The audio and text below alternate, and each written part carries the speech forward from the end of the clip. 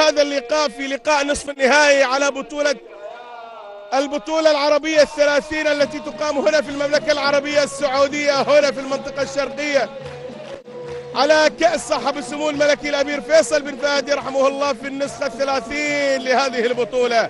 في نصف النهائي في هذا اليوم يلتقي صاحب الأرض والجمهور ومنظم هذه البطولة الفريق المضراوي أمام بربار البحريني، في لقاء مثير ولقاء مهم ولقاء حساس للفريقين.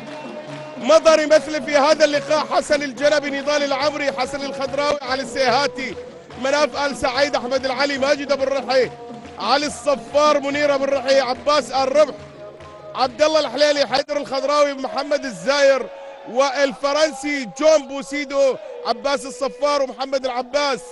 يدرب الفريق المدرب المعروف كمال ماذون الجزائري، مدرب مساعد مدرب والسيد مهدي الحمام، إداري عبد العزيز اليوسف، أخصائي العلاج حسن علي.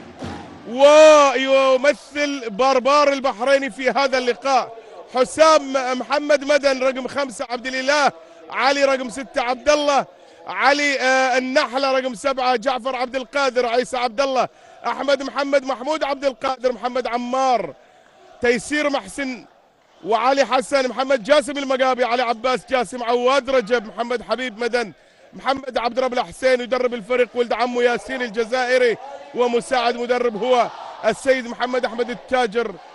الإداري هو محمد عيسى الشيوخ، وأخصائي العلاج محمد علي منصور. كل التوفيق للفريقين، وطاقم تحكيمي أيضا مكون من البولندي بارتوش ليزازنكي وبيليخا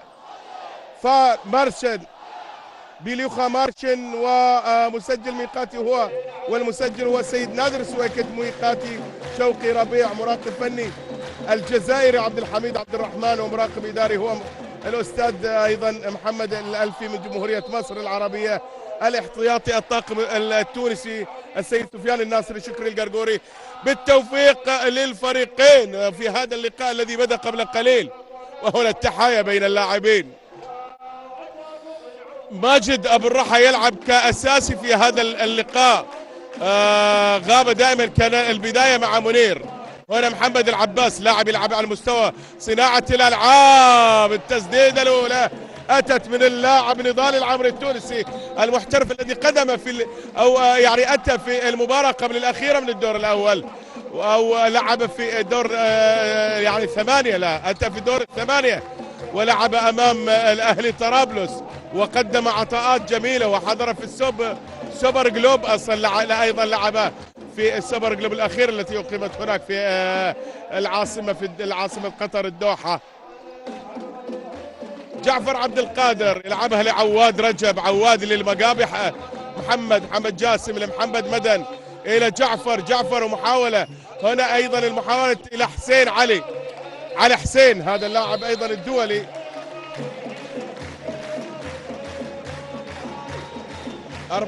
على حسين. هنا شوف تسديده، لكن ايضا متابعه ممتازه وعمل حائط صد ممتاز. هذا واضح امامنا محمد الزاير ايضا وحسن الجنبي.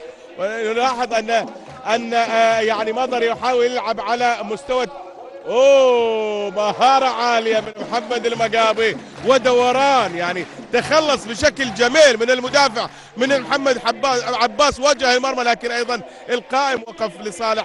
شوف هذه الإعادة، استلم الكرة وعمل دوران، فلت دوران، تخلص من المدافع بشكل حلو، يعني عمل له فرصة كويسة، لكن أيضا القائم وقف، وكان في تغطية كبيرة من حارس المرمى مناف آل سعيد. راح نتحدث عن المباراة، أهمية المباراة. محمد العباس اللاعب الذي يعني يمتلك إمكانيات عالية على مستوى صناعة اللعب، لكن يعني اختفى في هذه البطولة، يعني لم يعني نشاهد محمد العباس، هذا الواضح أمامنا في أعزائي المشاهدين بمستواه المعروف. هذا جون بوسيدو المحترف الفرنسي، وفرنسا و4 ألقاب على مستوى كأس العالم. هنا التسديدة، لكن أيضا التصدي من الحارس المميز علي حسين. أول الأهداف أتت من هذا الواضح أمامنا، علي حسين الدولي البحريني. إذا 1 ما استنى نضال ما استنى، ما أعطاهم فتشة، على طول 1-1. وإذا مباراة سجال، مباراة قيمة المباراة أنها مباراة مهمة على طريقة الكؤوس، خروج المغلوب، يعني المغلوب يخرج من المنافسة على هذا اللقب، ومن يكسب اللقاء بالتأكيد هو يذهب للمباراة النهائية، وبالتالي حساسية المباراة يعني مهمة جدا وتتطلب هدوء أعصاب وتركيز عالي.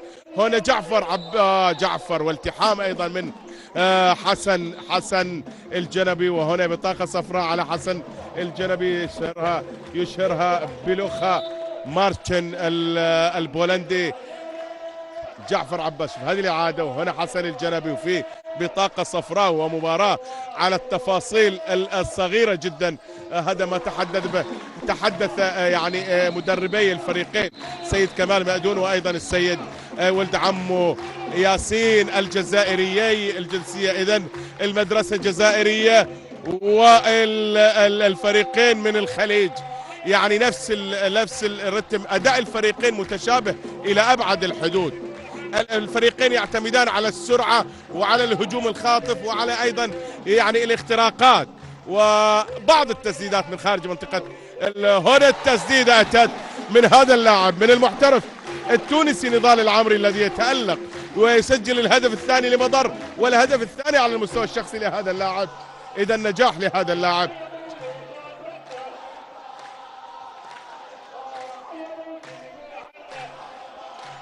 اثنين، عواد رجب يلعبها، يحاول يمرر، يحاول ايضا. شوف هنا محمد جاسم، قيمة محمد جاسم انه لاعب لديه قدرة على الاختراق وايضا على التسديد المفاجئ. هذا علي حسين ايضا الدولي. محمد مقابي، شوف التسديد متى ما بغى، رغم انه شوف من امام بنية جسمانية كبيرة مكونة من حائط صد يعني جون بوسيدو وايضا محمد الزاير، وبالتالي استطاع الهروب من حائط الصد والتسديد على المرمى والنجاح. شوف هذه ايضا قيمة هذا اللاعب، قدرته على يعني رؤية حارس المرمى وهو في الهواء مرتقي. محمد مقابي لاعب دولي لديه امكانيات عالية وواحد من نجوم البطولة بالتأكيد. جون بوسيدو الى نضال، الى مرة ثانية هناك على مستوى محمد عباس، حسن الجنبي، خطأ لصالح الأملح المضراوي في هذا اللقاء الذي يبحث الأملح عن المرور للمباراة النهائية. يبحث تسديدة لكن إلى خارج أرضية الملعب من الفرنسي جون بوسيدو. وفرنسا قدمت أسماء كبيرة على مستوى كرة اليد. نيكولا طبعا نتحدث عن نيكولا كاراباتيك، وايضا عن يعني الطائر الخطوط الفرنسيه كما اطلق عليه دينار اللاعب الكبير والحارس العملاق اومر. هنا المحاوله مره ثانيه الى محمد مقابي، وهنا عواد رجب الذي يلعب كصانع العاب. شوف محاوله الاختراقات، وانا ايضا ودخول خاطئ وقرار الحكم وصافر الحكم اللقاء هذا السيد بارتوش ليزاسينكي الحكم البولندي. محمد الزاير لعبها على مستوى الدائرة، لكن أيضا كرة مقروءة بشكل ممتاز من محمد المقابي. محمود عبد القادر اللاعب أيضا المهم في صفوف فريق باربار البحريني. باربار هي قرية صغيرة في مملكة البحرين، وهذه القرية يعني تمتاز بعشقها بحبها لكرة اليد، بولعها بكرة اليد. هم يعشقون هذه اللعبة، يمارسونها في الأزقة، في الحواري، في كل مكان. يعرفون يعني أسماء لاعبينهم يعني بكل تفاصيله، يعشقون نجوم هذه اللعبة. وباربار هو من يعني كسر احتكار اللعبة عندما احتكرها النجمة والأهلي. أتى هذا الفريق ليسجل حضور لافت وامتيازات كبيرة و4 ألقاب له على مستوى الدوري البحريني لهذا الفريق. إذا طموح كبير لباربار، وأيضا الطموح يعني الأكبر بالتأكيد هو للأملح المضراوي الذي نتمنى أن يكون حاضر في النهائي. ويعني نادي أيضا سجل انتصارات كبيرة على مستوى الدوري السعودي، لديه لقبين ولديه بطولتين أيضا على مستوى النخبة، لقبين للدوري وبطولة النخبة أيضا لديه لقبين، ولديه أهم الألقاب عندما حصل في 2011 على بطولة آسيا. وهنا الهدف أتى من هذا النجم الكبير عبد القادر جعفر عبد القادر واحد من الأسماء أيضا المميزة في هذه البطولة، ولديه قدرة على التسديد والاختراق، وهو بالتأكيد واحد من العناصر أو مكامن الخطورة في فريق الباربار البحريني. محمد عباس جون بوسيدو إلى مرة ثانية. إذن النتيجة واضحة أعزائي المشاهدين، 4 باربار 2 لمظر السعودي في مباراة فيها تشابه كبير بين الفريقين على مستوى أداء الفريقين. وإذا ما تحدثنا عن الفريقين فبالتأكيد يعني نجد أن عنصر يعني الأرض والجمهور هي تقف لصالح مظر، وبالتالي على مظر أن يكون أكثر يعني حاضر أكثر ذهنيا، حاضر أكثر يعني من سيكون أقل أخطاء. هذا ما تحدث به السيد ولد عمه ياسين، تحدث عنه أنه على الجزئيات البسيطة وعلى من سيكون حاضر على مستوى الدفاع وعلى مستوى حراسة المرمى.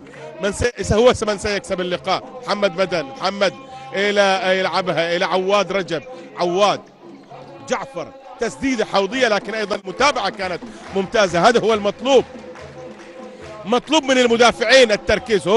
هنا المحاولة أيضا. يا سلام يا سلام يا سلام يا سلام عليك يا نضال. هو من مرر الكرة، شوف سحب المدافع ولعبها لجون بوسيدو، لكن يعني ما لم يكتب له النجاح، لكن كجملة تكتيكية جملة مهارية ثنائية جميلة. شوف نضال كيف سحب المدافع وفتح خانة لجون بوسيدو الذي وضعها بشكل قوي على يعني على مستوى ارتطامها بأرضية الملعب، بالتالي هدف ضايع على مضر. هنا جعفر عبد القادر اللاعب الذي آمال عريضة تبنيها باربار على هذا النجم، إلى جانب أيضا شقيقه، وهذا أيضا محمد. وهنا المحاولة على مستوى الجناح أعتقد كان فيها نوع من المغامرة لهذا اللاعب، وبالتالي التصدي يعني أن تلعب أو أن تدخل من مكان ضيق وعلى على مناف آل سعيد. هنا أيضا 4 خطوات. مدن محمد حبيب ينجح محمد حبيب مدن في إحراز الهدف الخامس. إذا 5 لباربار 2 لمضر، وبالتأكيد يعني مطلوب من السيد كمال مادون الذي يطلب من البدلاء الهدوء وعدم يعني الانفعال لكي لا ينعكس هذا انفعال على أرضية الملعب. يريد هدوء تام. ونشاهد أيضا حضور جماهير من مملكة البحرين لتؤازر باربار. هنا شوف أيضا هنا جماهير التي حقيقة غير متوقعة تماما. هذا جون بوسيدو كرة مباغتة وتسديدة جميلة، ينجح في إحراز الهدف الثالث. إذا هذا جون بوسيدو. إذا من أتت بالأهداف هو النضال العمري وأيضا جون بوسيدو، هم أصحاب الأهداف لحد الآن. 2 لنضال و1 لجون بوسيدو. ما زال يعني مطلوب المزيد، مطلوب تفعيل الدائرة بوجود النجم الكبير حسن الجربي، وأيضا مطلوب تفعيل الأطراف بوجود أيضا من أهم يعني أطراف هنا في المملكة العربية السعودية. إذا ما تحدثنا عن أحمد العلي، وهنا أيضا المحاولة من علي حسين، لكن تألق لهذا الحارس، والحراسة هي من يعني ستكون عنوان لانتصار أحد الفريقين في هذا اللقاء الذي يعني متقارب، كفتي الفريقين متقاربة إلى أبعد الحدود. ويعني أيضا محمد عبد رب الحسين حارس المنتخب البحريني وحارس باربار في هذا اللقاء كانت له ذكريات جميلة هنا في هذه الصالة، تحديدا في 2011 عندما لعب هنا محمد عباس يلعب، لكن في أعتقد 7 أمتار. وأيضا بطاقة على عواد رجب، بطاقة صفراء على علي حسين وليس عواد رجب، علي حسين. هذا الواضح أمامنا.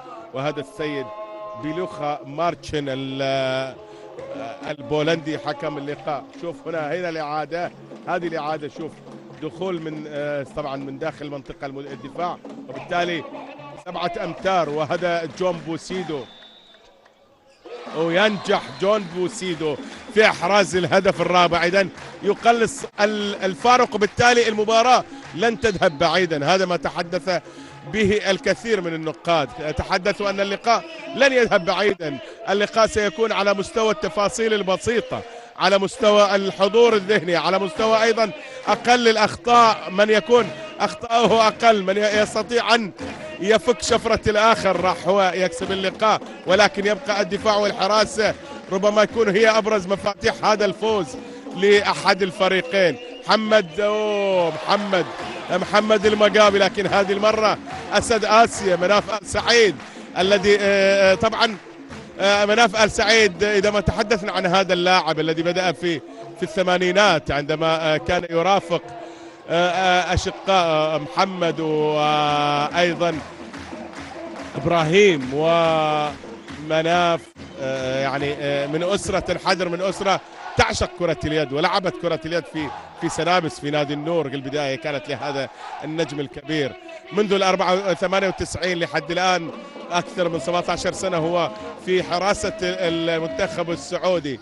إذا أكثر حارس على المستوى السعودية استطاع أن يحرس للمنتخب السعودي. محمود عبد القادر وهجوم خاطف، وفي خطأ فعلا احترافي من اللاعب ماجد، وبالتالي التعطيل. وفعلا احيانا تحتاج ان تعمل الاخطاء قبل ما تصير 7 امتار. هذا السيد ولد عمو ياسين مدرب الجزائر الذي يدرب باربار البحريني، والذي ايضا استطاع ان يقود باربار الى ادوار متقدمه جدا، وان يقدم باربار بشكل جميل في هذه البطوله.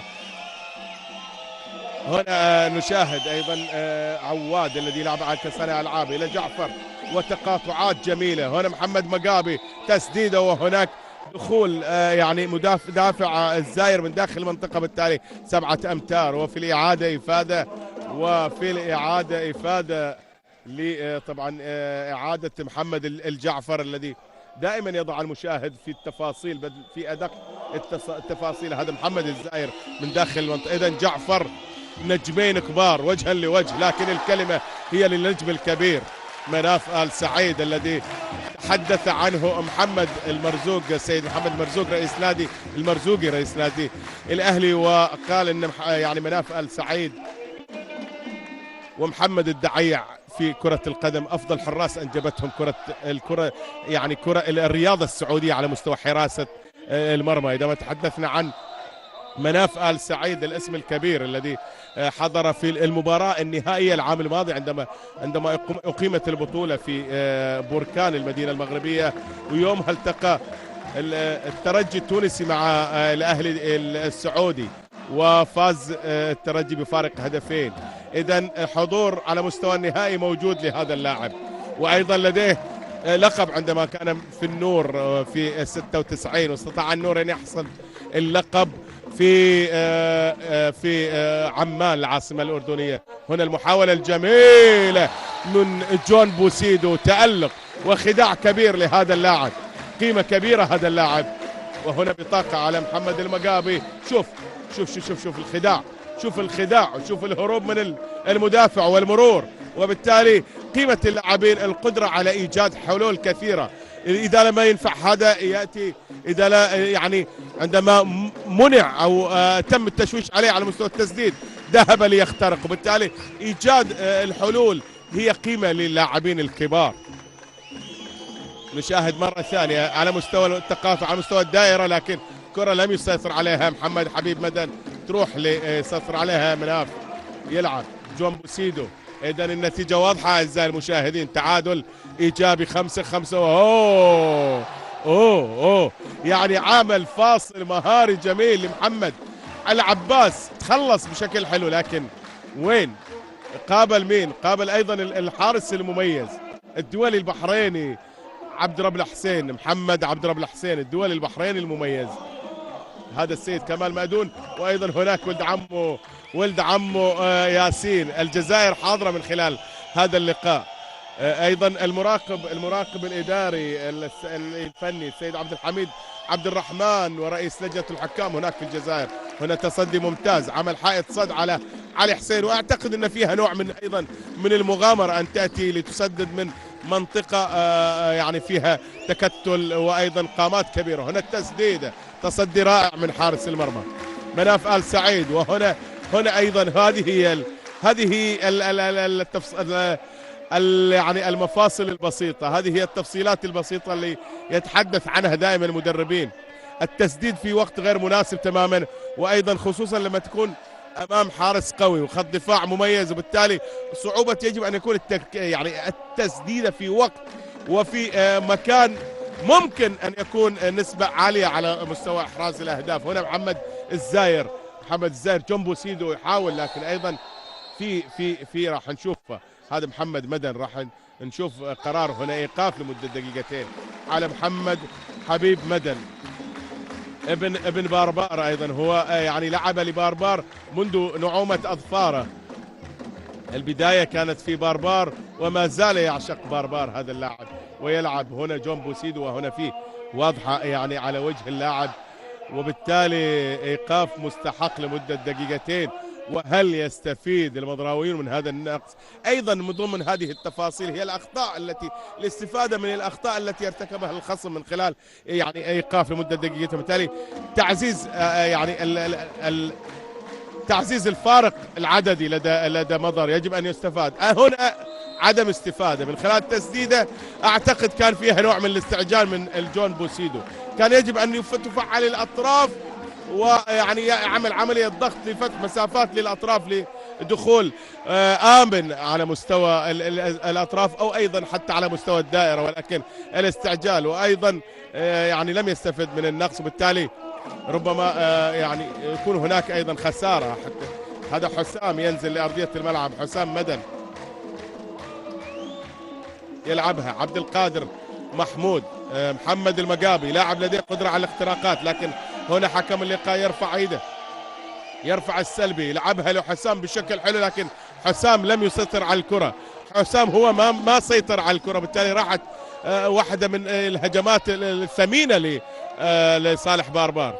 هنا المحاولة مرة ثانية، في حالة من الإرباك على مضر. أنا ما أدري ليش، خصوصا أن مضر هو من مكتمل الصفوف والعدد، ولكن في إيقاف لمدة دقيقتين على حسن الجنبي، وهنا أيضا خسارة. إذا لم يستفد مضر أبدا لحد الآن، يعني دقيقة وشوية راحت على مضر دون الاستفادة من إحراز أي هدف.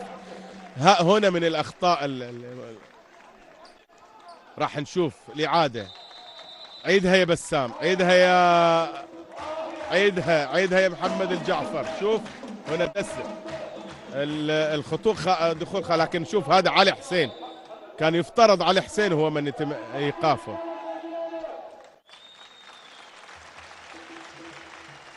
علي حسين هو من دز اللاعب اللي، لكن يعني تظل هي تقديرات حكم لقاء. محمد مقابي حاول على مستوى الحلول الفرديه، لعبها. شوف هنا هنا السلسله الجميله يعني، لكن ما سيطر عليها عبد الاله علي. عبد الاله ما سيطر على الكره، وبالتالي يعني راحت عليه. هنا الحلول تأتي من محمد مقابي، اللاعب المميز الدولي البحريني الذي فعلا إذا ما أعطي مسافة وإذا ما يعني غفل عن هذا اللاعب راح يسبب إزعاج لديه قدرة على الاختراق والتسديد وحلول فردية كبيرة لهذا اللاعب، بالتالي ينجح في إحراز الهدف السادس. والله غريبة أن لا يستفيد فعلا مضر لم يستفد أبدا من دقيقتين، حالة نقص دقيقتين، وبالتالي يعني راحت دقيقتين مهمة كان في صناعة فارق. أحمد العلي الذي يغيب كما قال السيد كمال مأدون عن مستواه، يعني أحمد تحدث عن أحمد بحالة إعجاب في السنوات الماضية عندما كان يقدم عطاءات كبيرة، ولكن أيضا يظهر هذه المرة نضال العمري ليسجل الهدف السادس والثالث على المستوى الشخصي لهذا اللاعب. شوف هذا نضال العمري، لاعب مميز يلعب باليد الأعسر باليد الشمال، وبالتالي قيمة كبيرة وإضافة كبيرة لمضر في هذه البطولة عندما تم جلب هذا اللاعب. محمد مقابي إلى علي حسين، محمود عبد القادر إلى مرة ثانية على حسين، محاولة الاستفادة من النقص وصناعة، لكن في تغطية دفاعية ممتازة على مستوى فريق مضر من خلال طبعا قيادة اللاعب نضال العمري وأيضا جون بوسيدو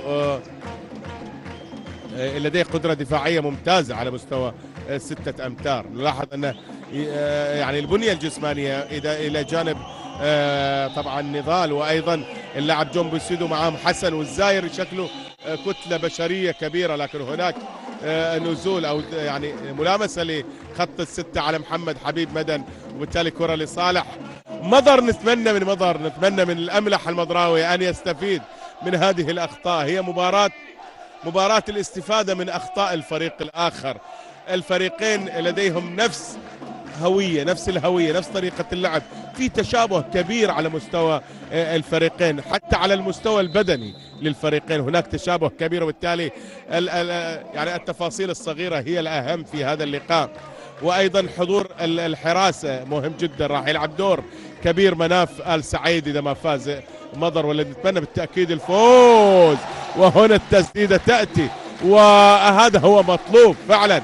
الحلول الفردية، هذا محمد عبد الحسين الحارس الدولي البحريني، والذي يحمل أيضا كما تحدثنا ذكريات جميلة هنا في 2011 عندما استطاع أن يساهم بشكل كبير مع فريق مضر في حصوله على بطولة آسيا في 2011. ويتمنى كل جماهير مضر التي تغيب بشكل غير مقبول ابدا وغير مبرر ابدا يعني لبلده القديح، هذه البلده التي بها من العشاق لهذا الاملح الكثيرين، بل كلهم يعشقون الاملح المضراوي، وكلهم زحفوا في 2011 هنا وكانوا عامل مهم جدا لفوز مضر. كنا نتمنى ان نجد هذا ان يكرروا هذا المشهد الجميل، ان يحضروا بشكل كبير، ولكن يعني فعلا الغياب غير مبرر ابدا. عبد الاله علي لعبها لمحمد مقابي الى علي حسين، هناك محاولة الاختراق لكن محمود عبد القادر يصطدم بالسد المنيع، واسد اسيا مناف آل سعيد. هنا هذا مناف آل سعيد طبعا ستة كأس عالم حضر هذا اللاعب، وهو اللاعب السعودي الوحيد اللي حضر 6 كؤوس للعالم، شارك في 6 بطولات على مستوى العالم، آخرها كانت في أسبانيا في 2013 التي فاز بها الأسبان في مباراة يعرفها الجميع عندما التقى الدنمارك مع الأسبان. هنا اللعبة على مستوى الدائرة لعباس، لكن أيضا يعني محمد عباس لعبها لحسن الجنبي. هنا هجوم، ما أنا شايف الهجوم السريع لا من مضر ولا أيضا وبالتالي الحذر يشوب يعني على مستوى الفريقين. غابت حتى أهم أسلحة الفريقين هي الهجوم الخاطف والسريع، سواء كان على المستوى الفردي أو على المستوى الجماعي. يحتاج الفريقين ربما يكون شوط أول لجس نبض، لقراءة مدربين. الشوط الثاني راح يكون شوط للمدربين. السيد كمال مأدون تحدث أن راح يكون دفاع 6-0 من خلال تواجد 4 لاعبين أصحاب بنية جسمانية كبيرة، هم نضال العمري وحسن الجنبي والزاير وأيضا جون بوسيدو. لكن لحد الآن نشاهد أن اختراقات فريق الباربار ناجحة. هنا التسديدة، لكن أيضا المتألق دائما أحمد العلي. هل هو أول ظهور، أول الأهداف لهذا النجم الكبير أحمد العلي الذي تألق أيضا في 2011 وقدم مستوى كبير يومها. شوف هذا أحمد العلي، قيمة كبيرة لهذا اللاعب. إذن السيد الآن ولد عمه ياسين يطلب وقت مستقطع، يريد تهدئة اللاعبين، وأيضا أن لا تهرب المباراة كثيرا، أن لا يبتعد، أن لا يعطي لاعبي باربار مضر السعودي، يعني أن لا تعطيهم حلول أكثر ليذهبوا للمرمى ويصنعوا فارق أكبر. يريد تعليمات أكثر على مستوى الدفاع. أعتقد هذه هي التعليمات، خصوصا أن يعني بدأ الفارق هدفين، وبالتالي إذا ما استطاع أيضا مضر يصعد الفارق راح يصعب الموقف. ومطلوب ايضا من طبعا فريق مضر الاملاح المضراوي ان يصعب المباراه، ان يصعد الفارق الى 3 أهداف 4 أهداف 5 أهداف لكي تصعب المباراه. بالتالي ايضا اذا ما استطاع ان يصنع فارق راح نشاهد ان تنعكس هذا الفارق على مستوى اداء باربار. راح يكون في نوع من الاستعجال، نوع من عدم التركيز، التشويش، كل هذه الاشياء اذا ما استطاع ايضا مضر ان يصنع فارق، راح يصنع ايضا مشاكل على مستوى الفريق، فريق باربار. وبالتالي هنا ايضا واحده من تفاصيل هذا اللقاء، من يستطيع ان يصنع فارق ويتحكم في اللقاء ويتحكم في الاعصاب والهدوء ويكون حاضر في التركيز في مثل هذه اللقاءات راح يفوز، راح يوصل للمباراه النهائيه ثمره هذه الجهود. وبالتالي يعني على مضر ان يضع نصب عينيه انه فريق صاحب الارض والجمهور منظم هذه البطوله. هنا ايضا استفاده من خطا يجب ان يستفاد منه بشكل مطلوب. هنا احمد العلي، احمد على مستوى الجناح لكن يلعبها لنضال العمري مع محمد العباس. يقدم محمد اليوم مستوى يعني مغاير عن مستواه في البطوله، يقدم نفسه فعلا محمد الحقيقي. محمد العباس يلعبها لنضال، وهناك في تحضير لعمل ما راح نشوف الان. نشاهد ان باربار يدافع ب5-1، يحاول وهنا دخول خاطئ من جون بوسيدو في حاله استعجال على جون بوسيدو في هذه الهجمه. محمود عبد القادر على مستوى الدائره، لكن ايضا في عدم تركيز من علي حسين الدولي البحريني، وعلي حسين على فكره يلعب للاهلي البحريني هذا اللاعب. هنا ايضا في استعجال، وبالتالي اعتقد يعني فيها نوع من الاستعجال راح تسبب حاله من الارباك. ايضا هي تضغط هذه الاخطاء على نفسيه اللاعبين، تضغط ايضا على هنا وقع على ارضيه الملعب. عبد الاله علي، سلامات لهذا اللاعب الذي لعب، لا ليس عبد الاله علي، عبد الاله علي صاحب القميص رقم 6. راح نشوف من هو الواقع على ارضيه الملعب. هذا 5 اللي هو حسام علي مدن، حسام مدن، سلامات. هذا بدلاء دكة البدلاء لفريق مضر السعودي حسن. هذا الحارس الدولي البحريني محمد عبد رب الحسين. هذا محمد يلعبها، سلامات لحسام والسلامات لكل اللاعبين، كل السلامة لجميع اللاعبين. حسام قام بالسلامة ويلعب على مستوى الجناح إلى 14. هذا محمود عبد القادر شقيق جعفر عبد القادر، والشقيق الآخر علي يلعب للكويت. الكويتي الذي غادر البطولة، انسحب من البطولة وقدم خطاب انسحابه من البطولة. بالأمس غادر الفندق وذهب برا للكويت، وشفنا لقاء مع القيادة القطري، لقاء كان مثير ولقاء جميل. والكويت واحد يعني الفريق أو نادي الكويت الكويتي واحد من الأسماء الكبيرة التي حضرت في هذه البطولة، ووجود نخبة من النجوم الكبار على مستوى البطولة. ولكن يعني هنا التسديدة محمد مقابي لكن لخارج أرضية الملعب، ولكن طبعا هو غادر بسبب عتبة وزعله كان بسبب يعني يقول مورس عليه عقوبات غير منصفة، هو عبر عنها هكذا بعض المسؤولين.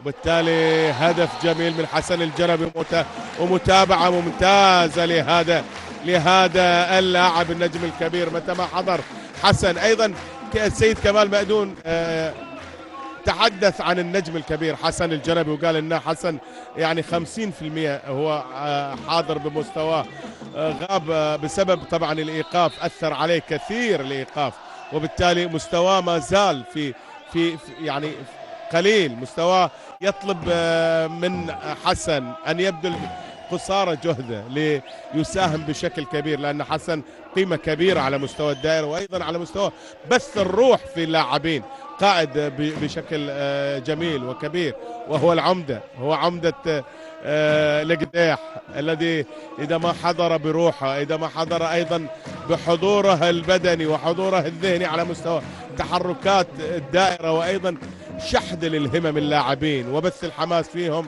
بالتالي راح يكون فارق كبير، علامة فارقة للأملح المضراوي، هذا النجم الكبير بالتأكيد، والذي نتمنى أن يعود لمستواه ويتألق في هذه البطولة وفي القادم من الأيام إن شاء الله. أعزائي المشاهدين، لم يبقى إلا 3 دقائق. هنا في إيقاف على محمد جاسم مقابي، يعني إيقاف بسبب الكلام، وأعتقد أن هذه أخطاء يجب أن لا تقبل من نجوم كبار.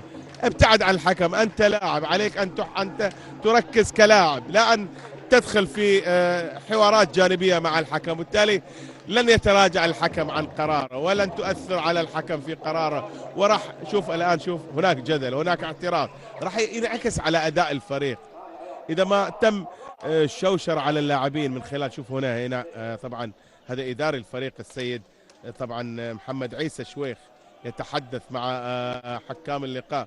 شوف هنا حوار، وبالتالي هذه ايضا هذه الحوارات وهذه مثلا النقاشات ربما تنعكس سلبيا على الفريق وتسبب له حاله من الاحباط.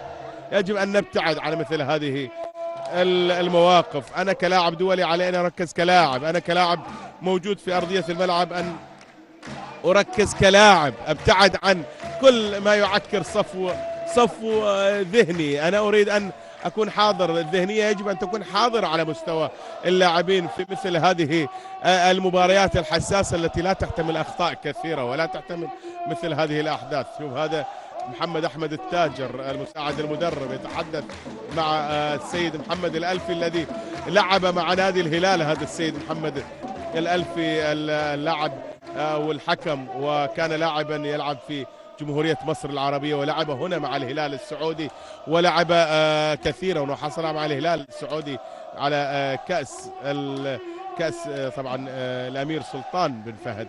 هنا جون بوسيدو المحترف الفرنسي، السيد ولد عمه ياسين صاحب أخلاق عالية هذا الجزائري، والله عندما تحدث معي يتكلم معك بأدب جم وعالي. هذا السيد ولد عمه ياسين قمة في الأخلاق. محمد يلعبها محمد عباس. إذا عودة للمباراة إلى هون جون بوسيدو بالطريقة الفرنسية، والله هم أبطال اللعبة. فرنسا لديها 4 ألقاب على مستوى هذه اللعبة من 2008 لل 2011. فرنسا سيطرت على كل الألقاب التي شاركت فيها، بطولة أوروبا، بطولة كأس العالم مرتين، وأوروبا مرتين. ألقاب كانت كبيرة. إذا جون بوسيدو هو ابن هذه المدرسة الكبيرة التي قادها السيد كلود أونيستا المدرب المعروف الكبير. إذا أونيستا كلودو يعني خلق مدرسة كبيرة فرنسية حققت ألقاب عديدة، ولكن أيضا ابن هذه المدرسة جون بوسيدو يصنع فارق كبير ويصنع 4 أهداف. هنا هذه يعني الفارق راح يأثر بشكل كبير على مستوى. شوف هنا الآن الدفاع على مستوى هجوم ضاغط، دفاع ضاغط 4-2-4 على أهم مفاتيح اللعب، عبد القادر محمود عبد القادر وجعفر عبد القادر. شوف هنا، شوف ماجد أبو الرحى ومحمد علاء محمد المد يوديه للجناح. كان هذا المطلوب أيضا من السيد كمال مادون. كان يقول للاعبين حاول تودوهم على الأطراف، تودوهم على الأماكن الضيقة، عندكم حارس مميز، العبوا على هذه الطريقة، ودوهم على الأطراف. ولحد الآن نجح. هنا شوف في ضرب من جعفر متعمد، أتمنى إعادتها من المخرج، راح نشوفها كيف.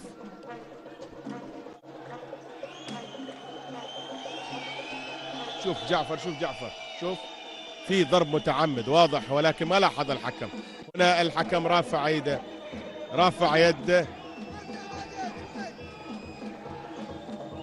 حكم رافع يده، يلعبها مباغتة لكن لخارج أرضية الملعب. علي حسين حاول يستعمل الخبرة، لكن أيضا لامست يد المدافعين، نضال حصل على الكرة، لازم تجي هذه يا شباب، لازم تجي. هنا إذا ما تريح كثير هذه اللعبة، هذا الهدف راح يريح كثير. دقيقة 29 تطلع فارق 5 أهداف. حلو وايد، حلو. والأملح دائما، وجماهير الأملح دائما تردد أنا وياك مضراوي. هنا وقت مستقطع وتذكرين لون آسيا، احنا أبطال آسيا. هذه أهازيج تتفاعل معها الجماهير المضراوية التي تؤازر الفريق. هنا شوف السيد ولد عمه ياسين يطلب من اللاعبين التركيز، الهدوء، الابتعاد عن كل يعني منغصات هذا اللقاء. وبالتالي يطلب منهم التركيز على مستوى اللعب، على مستوى الميدان، على مستوى ايضا عندما تذهب للمرمى يجب ان تكون حاضر، ان تكون تلاحظ وضعية حارس المرمى، حارس كبير يجب ان تلاحظ وضعية الحارس وتلعب على طبعا على وقفة حارس المرمى. مناف لديه قدرة على أيضا القطع بشكل ممتاز على مستوى عندما يقابل المهاجمين، وبالتالي يمتلك خبرة ميدانية ويمتلك حضور كبير. هذا اللاعب واحد بالأسماء طبعا كما تحدثنا كثيرا، وفي البداية تأثر بحارس نادي المنتخب السعودي ونادي الاتفاق فيصل الدوسري، وأيضا النجم العربي فهد الوهيبي الحارس المميز. هذا في البدايات كان المثل. أما على المستوى العالمي فهو طبعا على المستوى العالمي هو متأثر بالحارس الروسي ليباروف الحارس الكبير، وهنا يعني 7 أمتار، وأيضا إيقاف على مين؟ على محمد مقابي، وثاني مرة يخرج إيقاف لمدة 2 دقيقتين. إذا يستفيد أيضا مضر، يعني عصفورين بواحد. شوف هذا علي حسين اللي يقاف علي حسين، وبالتالي عفوا علي حسين هو من خاتشن جون بوسيدو، وهذه المرة الكلمة كانت لهذا المتألق أيضا اسم كبير واسم جميل، الدولي البحريني محمد عبد الرب الحسين.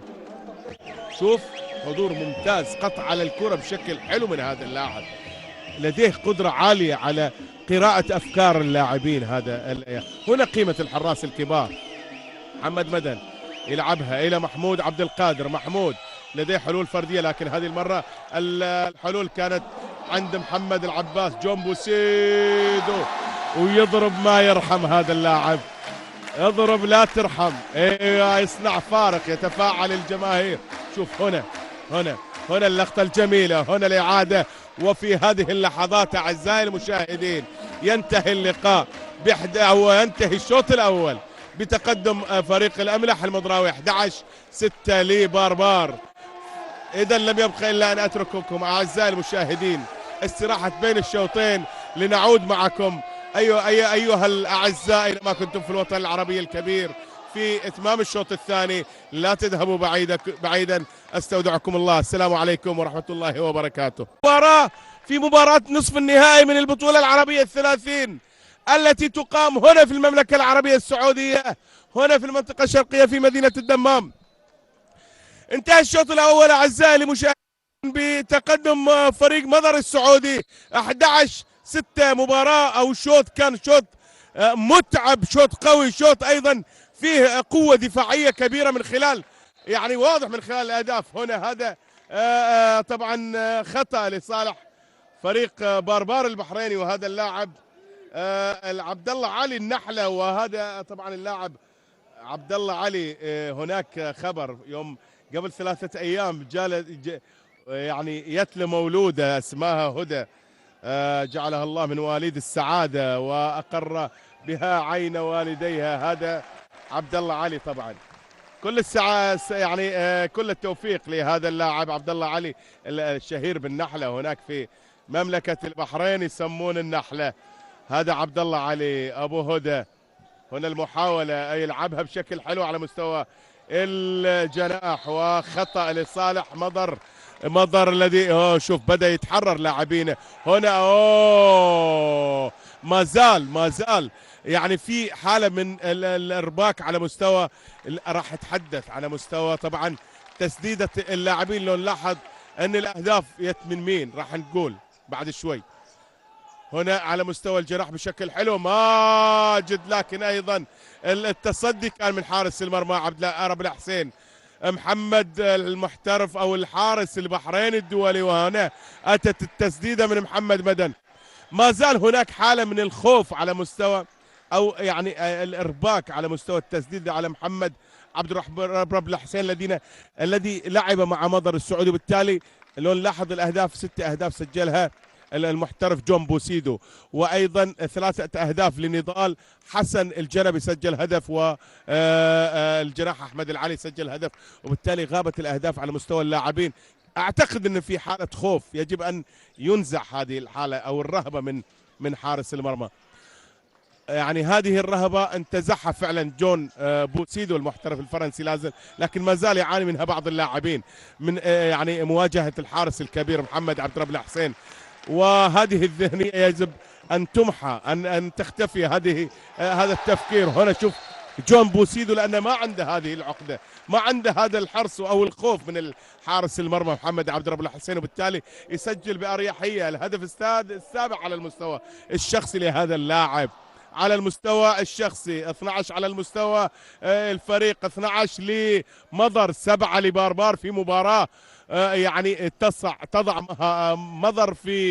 تضع مضر على المباراة الذهبية، على المباراة النهائية، على نهائي الثلاثين للبطولة العربية التي تقام هنا في المملكة العربية السعودية باستضافة مضر، والتي أطلق عليها بطولة صاحب السمو الملكي الأمير فيصل بن فهد. وجميل جدا أن يقابل العطاء بالوفاء، رجل قدم للرياضة العربية الشيء الكثير، للرياضة السعودية الشيء الكثير. هناك من يعني يتأوه على تلك الفترة الجميلة، تلك الفترة الذهبية للرجل الذي صنع أمجاد كبيرة للرياضة السعودية وللرياضة العربية. هنا المحاولة وذكاء كبير على مستوى الدفاع من محمد جاسم مقابي. مباراة مولعة رغم الفارق لصالح مضر السعودي، لكن ايضا شوف هنا محمد عباس يشتكي للحكم، لكن شنو اللغة اللي يتفاهموا بها والله ما ادري، هذا بولندي وهذا سعودي.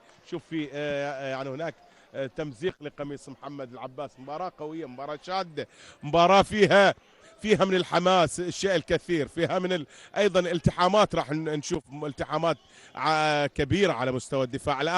الان يعني باربار يدافع بطريقة 4-1 او 5-1 عفوا، وتتحول الى مان، اشبه مان. شوف هنا اوه متابعة ممتازة يعني جري بدون كرة ممتازة من نضال العمري. وهنا ايقاف لمدة دقيقتين على محمد جاسم مقابل المحترف ايضا او الدولي البحريني لفريق باربار. وبالتالي شوف هنا في دفع واضح و7 أمتار. ودائما هو جون بوسيدو وفرنسا وباريس بلد النور والعطور. باريس العاصمة الفرنسية، بلد النور والعطور. بكل هدوء وثقة كبيرة لهذا اللاعب. شوف كيف الله الله الله الله الله الله يا حلاوة الجول. الله إذا هدف جميل. 13-7 فارق 6 أهداف، فارق مريح جدا في مباراة نصف النهائي. هنا النحل عبد الله علي أبو هدى الذي يعني كان سعيدا في الأيام الماضية عندما طبعا أؤتم إخباره بإنجاب زوجة لمولود الثاني هدى، لديه أيضا طفل يتواجد هنا في المدرجات هذه، يتابع والده في هذا اللقاء. هذا السيد طبعا بيلوخا مارتشن الحكم بولندي، والآخر هو بارتوش ليزاسينكي. وهنا 7 أمتار حسام محمد مدن، حسام والعملاق والسد المنيع وأسد آسيا، لكن الكلمة كانت لحسام في 7 أمتار في 7 أمتار الماضية.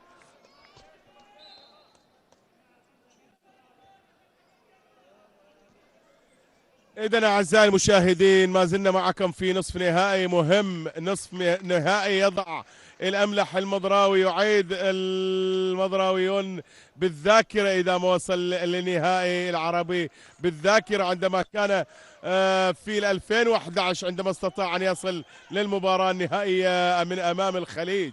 وهنا أيضا الله، هذا حسن الجنبي، هذا العمدة عندما يقف فعلا يقف بكل ثقة ودوران رغم المضايقة. بنية جسمانية ممتازة على مستوى التحضير البدني، وأيضا على مستوى الحضور، على مستوى الوقوف على مستوى الدائرة. أيضا لديه قدرة عالية هذا اللاعب، ولديه أيضا قدرة عالية في بث روح الحماس للاعبين. محمد او حسام يلعبها لمحمد حبيب مدن الى حسين علي، حسين الدولي البحريني سددها لكن في وضعيه غير مريحه وفي دفع عليه وخطا. وشوف واضحه يعني هو يطالب ايضا بالحكم، في نقاش مع الحكم.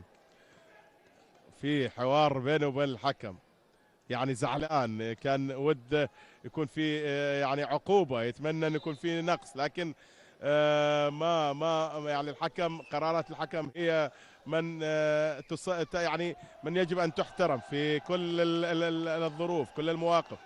محاولة مرة ثانية من علي حسين، محاولة واجتهاد رغم الإعاقة، وفي أيضا إيقاف على نضال العمري المحترف التونسي الذي أتى طبعا أول ظهور لهذا اللاعب كان أمام أهلي طرابلس الليبي. وشوف يعني رغم المضايقة الشديدة لكن العزيمة والإصرار من علي حسين نجحت في إحراز الهدف الثامن.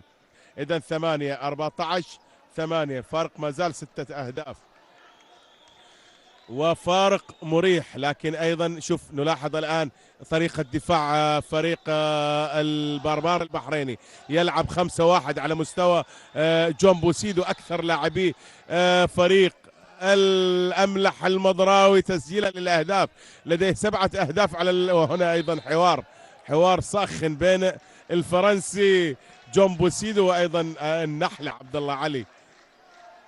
لكن ايضا الحوار شنو، كيف اللغة، ما هي اللغة اللي يتفاهموا عليها الله اعلم، واحد فرنسي وواحد بحريني.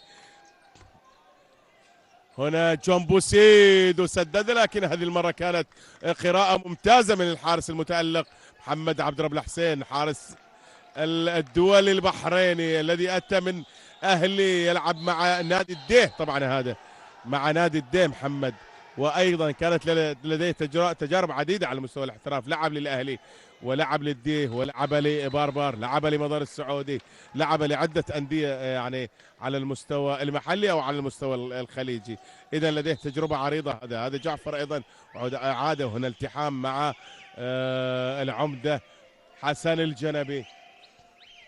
عبد الله النحلة إلى محمد مقابي، محمد سجل، استغل الفراغ الموجود وسدد الكرة ونجح في إحراز الهدف العاشر، قلص الفارق باربار. أعتقد هذه الغفلة غير مطلوبة، هذه الاستراحة، وينجح باربار على مستوى الدفاع. نشاهد أنه يدافع على مين؟ دائما المنتومان هو على جون بوسيدو من أجل يعني قطع الإمداد عن أخطر لاعب في المباراة في الشوط الأول. فعلا لديه 6 أهداف في الشوط الأول.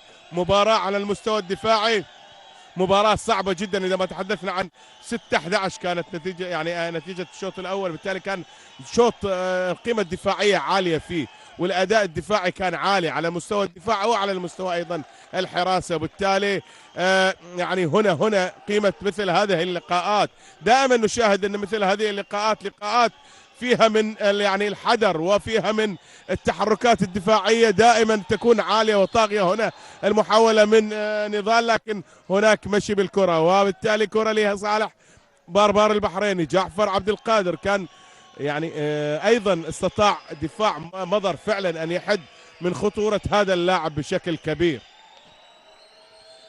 كبير، ونجح فعلا في الحد من خطورة هذا اللاعب. جعفر عبد القادر واحد من الأسماء المهمة في خريطة باربار البحريني، الذي يلعب بطموح كبير، يريد يبحث عن الوصول للمباراة النهائية ومن ثم البطولة. هنا حسام على مستوى الجناح، لكن كرة لخارج أرضية الملعب.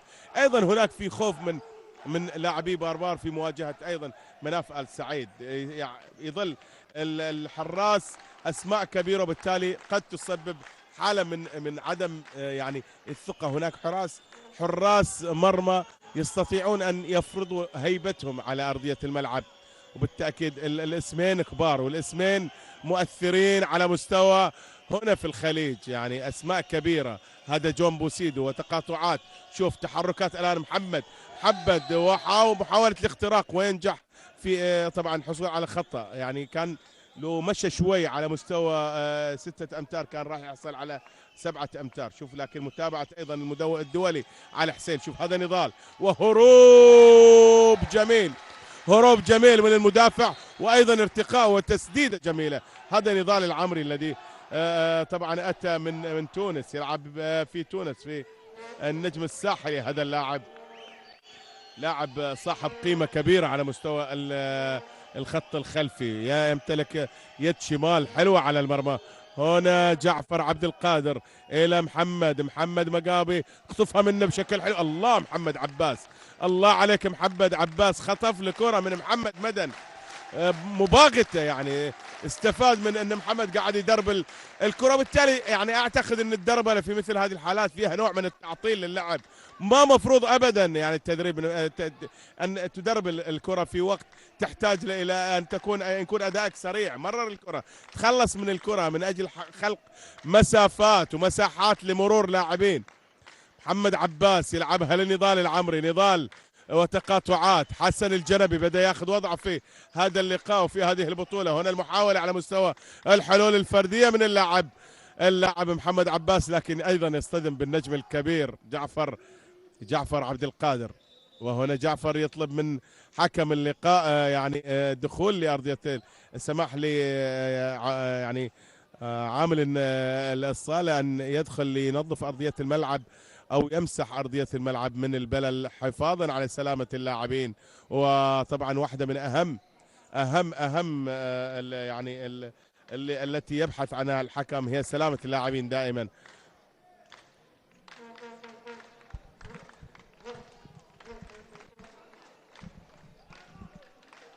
إذا أعزائي المشاهدين الدقيقة 12 والنتيجة واضحة أمامكم أعزائي المشاهدين أينما كنتم في الوطن العربي الكبير.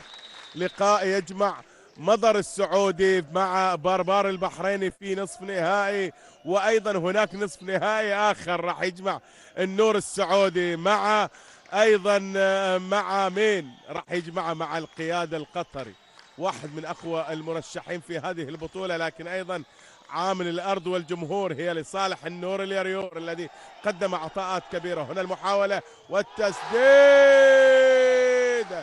نجاح لنضال، نضال ينجح في إحراز هدف جميل، هدف الرابع على المستوى، الخامس على المستوى الشخصي لهذا اللاعب.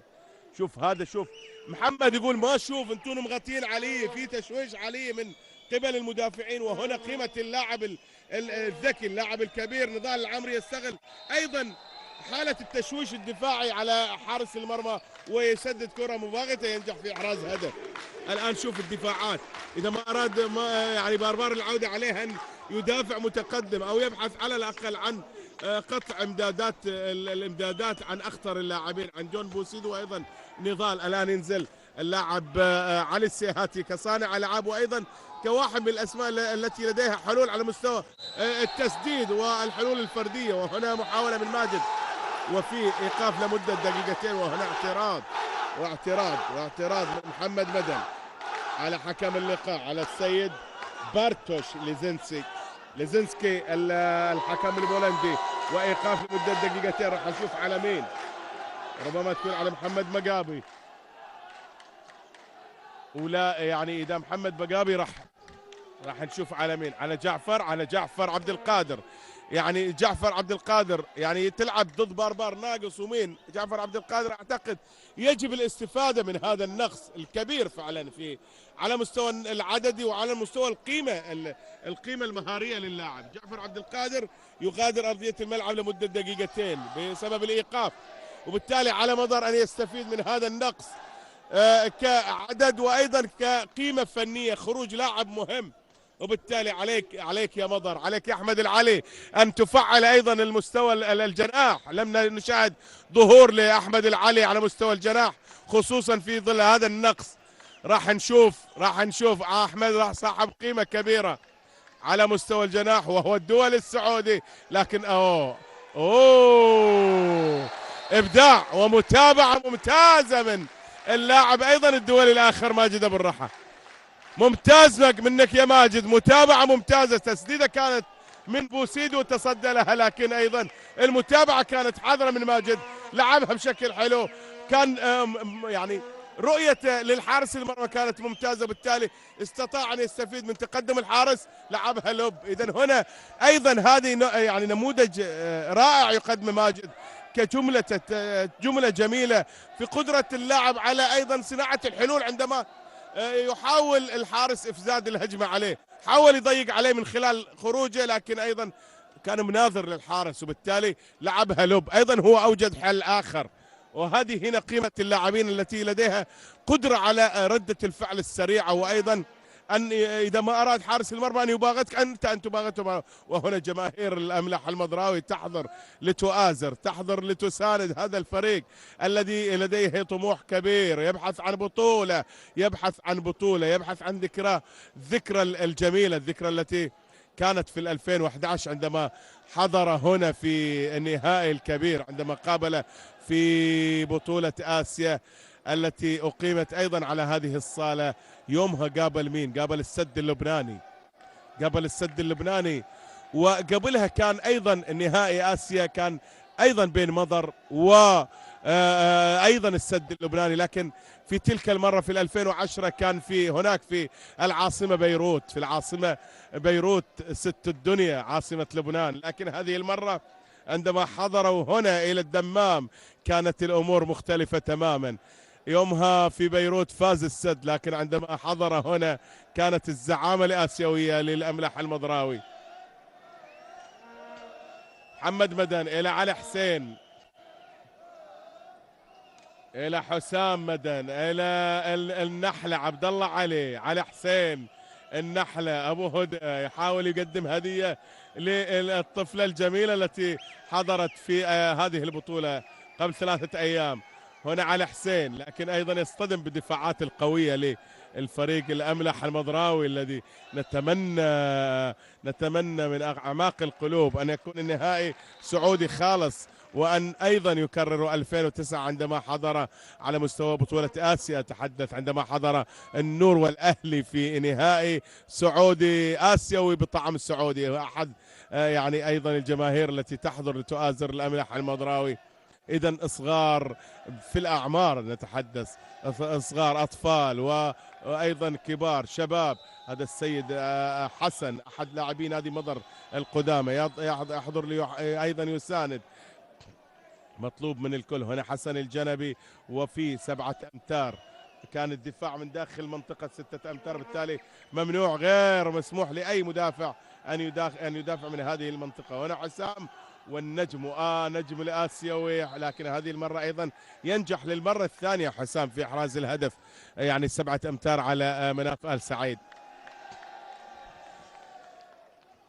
ما زلنا أعزائي المشاهدين في الدقيقة 15 من عمر اللقاء المهم، لقاء مهم لكلا الفريقين، ولكن الأفضلية هي للمضر السعودي، أفضلية لصاحب الأرض والجمهور. 17-11 فارق 6 أهداف. هنا نضال يا نضال وعيني عليك بارد يا نضال. ما أحلاك، ما أروعك يا نضال. جول حلو، جول حلو، وأيضا 18 وسع الفارق 7 أهداف. وطبعا هنا مطلوبة توسيع الفارق. الله على التألق، الله على الإبداع، الله يا روعة الأهداف يا ماجد. لكن هذه المرة كانت الكلمة أيضا الدول الكبير والنجم الكبير. مباراة مولعة رغم شوف الفارق، لكن أعتقد على مضر أن يستفيد من هذا الفارق ليسير المباراة كما يريد، لا أن يمشي بالمباراة كما يريد الفريق الآخر. شوف عليه أن يكون أكثر هدوء، لا أن يعمل هذه الاحتكاكات لكي يعني يهدئ المباراة، لكي يستفيد من هذا الفارق ويمشي ليضاعف الفارق أكثر، لا أن هناك في بطاقة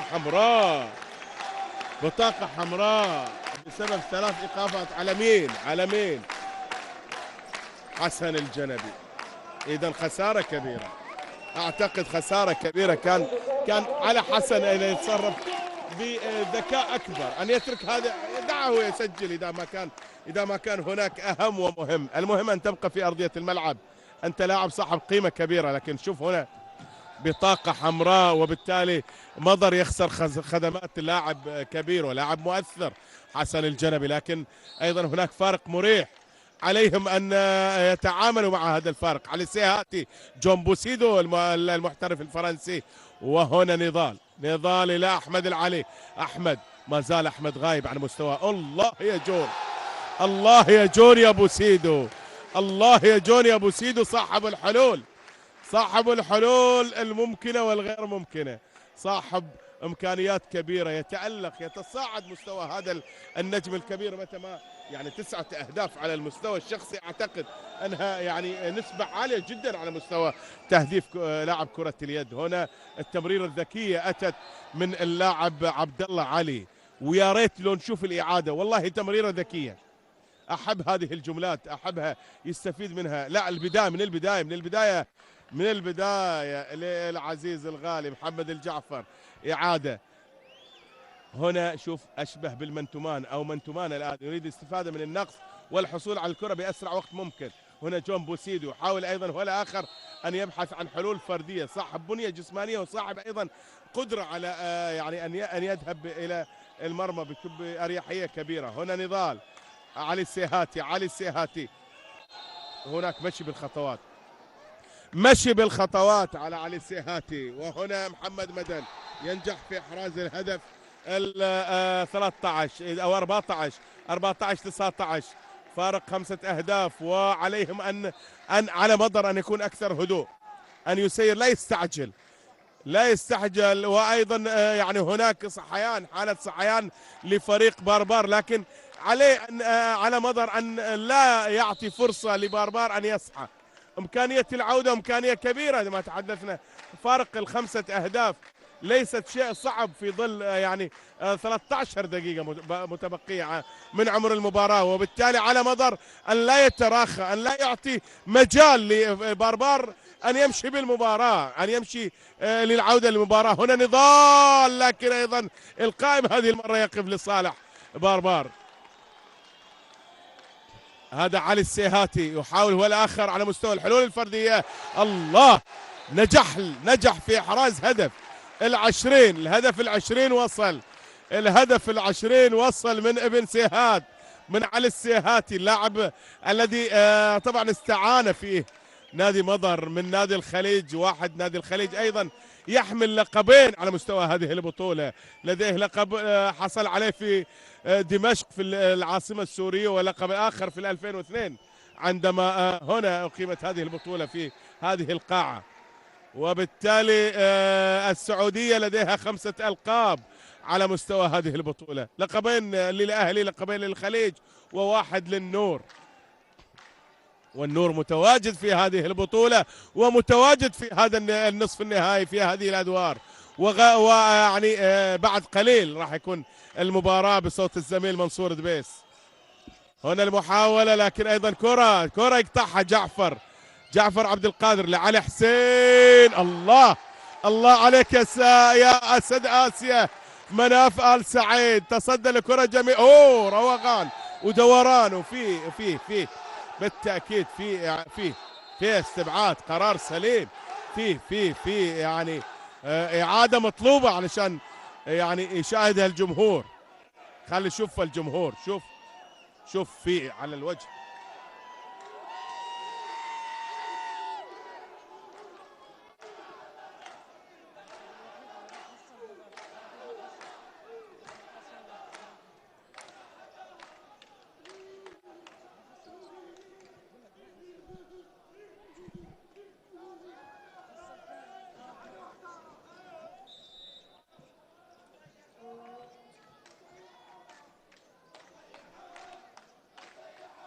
جون بوسيدو يلعبها لمحمد العباس، نضال يلعبها تمريره، وايضا 5 أهداف الفارق اعزائي المشاهدين.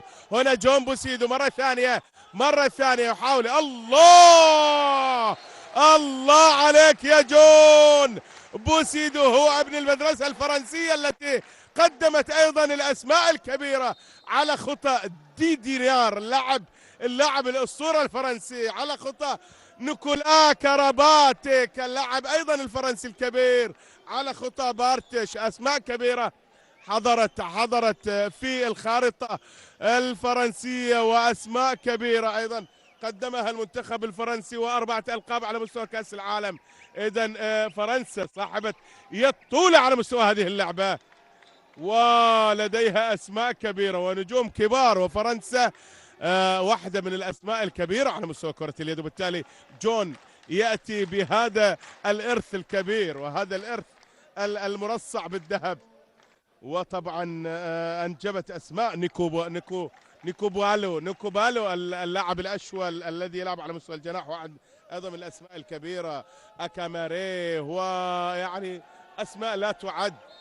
هنا 7 أمتار، وحاول فيها النجم الواعد علي الصفار، لكن هذه المرة كان النجاح هذا الواضح أمامنا. حسام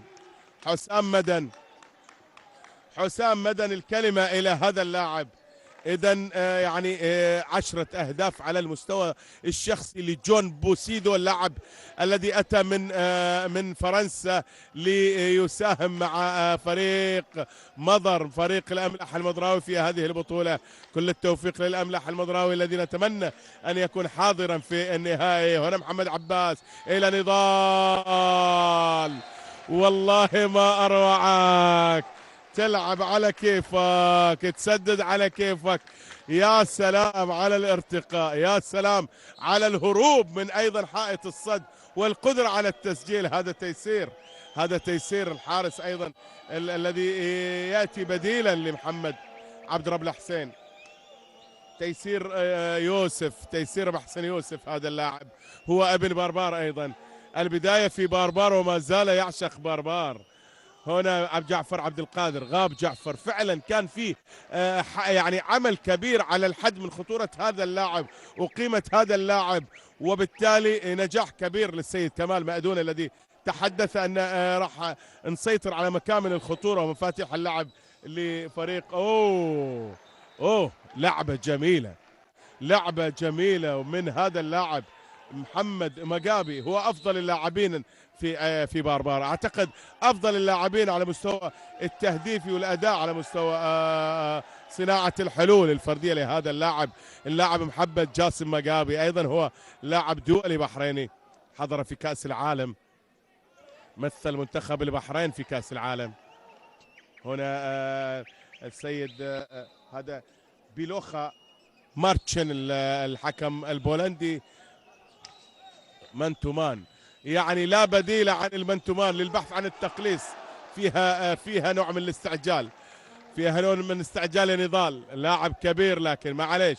هنا المحاولة، لكن حاول فيها الله، هجوم خاطف، هجوم سريع، الأسلحة الفتاكة لمضر، متابعة، لكن أيضا هنا المتابعة.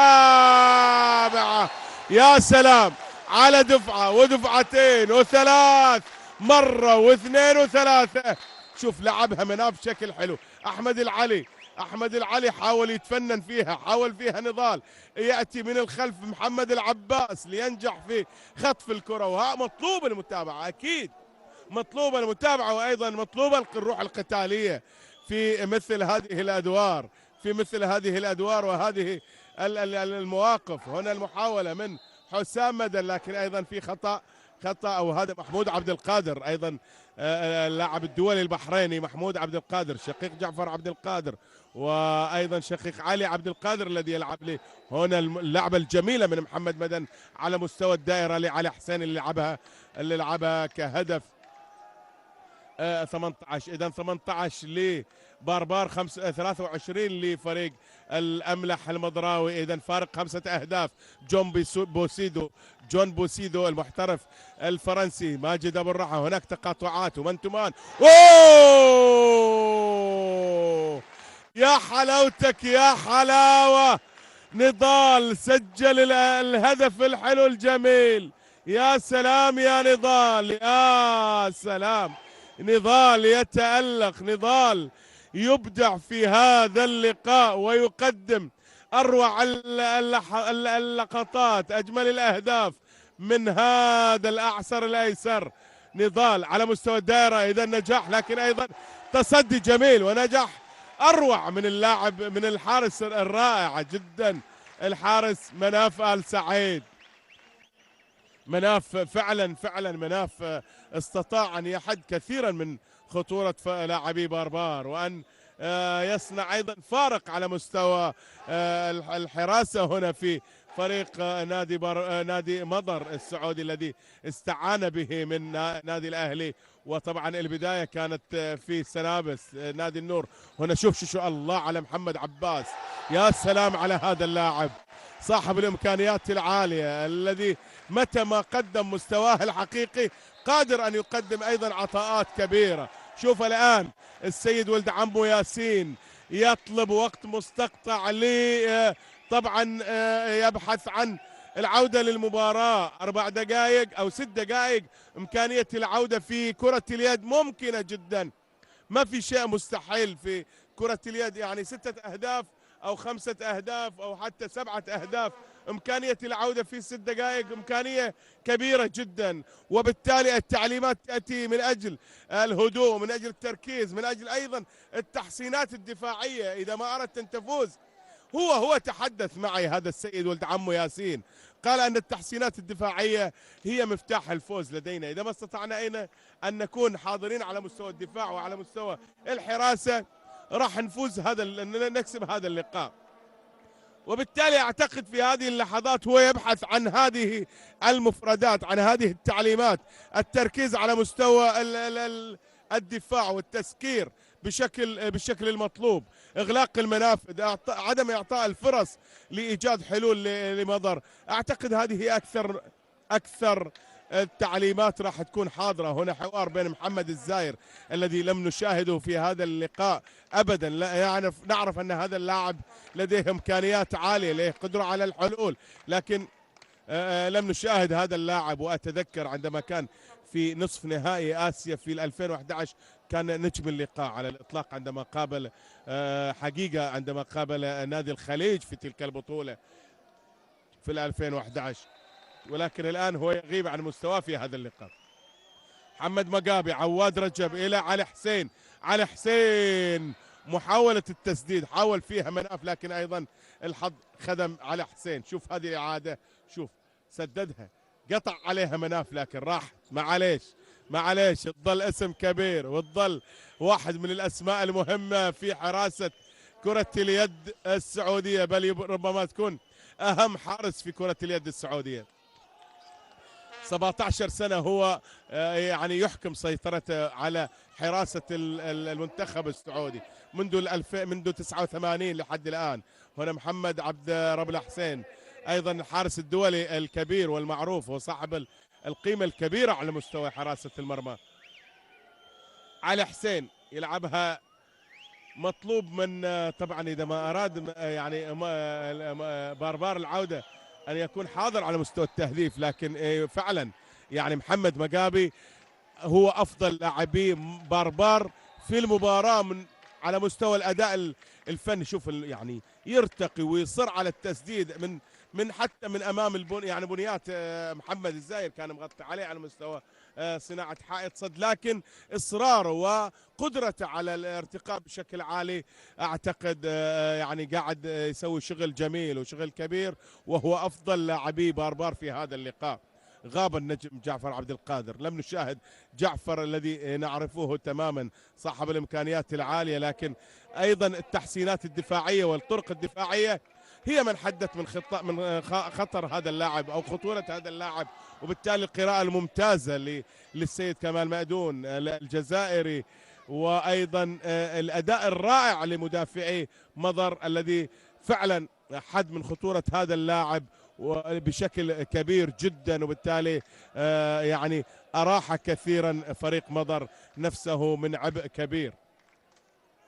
شوف هنا أيضا محاولة المنتومان منذ البداية، لكن أيضا شفنا يعني المنتومان هو سلاح ذو حدين، عندما يعني تنضرب راح تنفري، راح يعني أنت تكشف المرمى تماما، وبالتالي هو سلاح لابد منه في هذه اللحظات إذا ما أراد العودة. لكن أيضا أحيانا إذا ما استطاع الفريق، إذا ما استطاع مضر أن يخترق راح يسبب شوف انفراد على طول. لكن أيضا نجاح لمحمد عبد رب الحسين في التصدي للكرة، وأيضا نجاح للمدافع الذي ذهب بجون للطرف لجهة الجناح. شوف هنا أيضا تألق لمناف آل سعيد، مناف آل سعيد هو الآخر يرد على هناك حوار كبير بين الحارسين الكبيرين.